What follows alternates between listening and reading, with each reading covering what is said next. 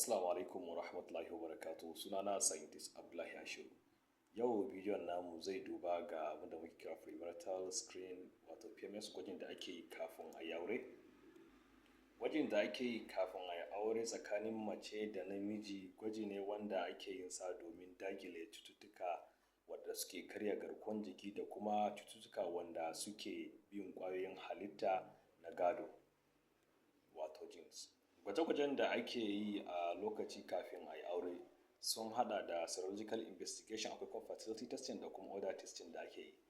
A serological investigation akwai HIV test, akwai hepatitis C test, akwai kuma hepatitis B test, akwai kuma syphilis test da ake yi na gwajin sanyi kenan. Cikin waɗannan investigation ɗin za ku ga cewa duka gwaje-gwaje ne masu matuƙar muhimmanci wanda duka idan aka samu akasi daga ɗaya daga cikin ma'aurata wanda suke da niyyar aure ɗaya na ɗauke da irin wannan cutar zai iya jefa rayuwar ɗan uwansa a cikin haɗari. Gwaje-gwajen ba su tsaya iyakar nan ba, sun haɗa da nau'in jini wato ABO blood group system, and then akwai kuma sanin yanayin ƙwayan halittar ɗan adam wato genotype HB genotype screening.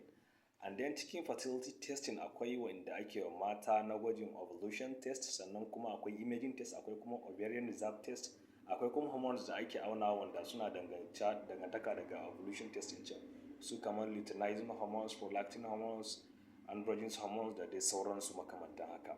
Sannan shi namiji shi ma akwai imaging testing da ake yi na scrotal ultrasound, sannan kuma akwai semen analysis da ake yi. Waɗannan su ne gwaje-gwajen da ake standard premarital screening da ake yi wa ma'aurata kafin su yi aure. Kar ku manta, ku je ku yi gwaji kafin aure. Ni naku har kullum Abdullahi Ashiru.